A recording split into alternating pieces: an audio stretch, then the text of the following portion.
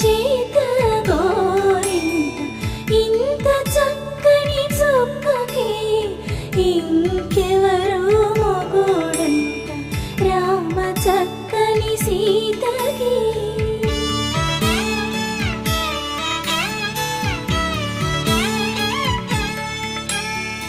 ఉడ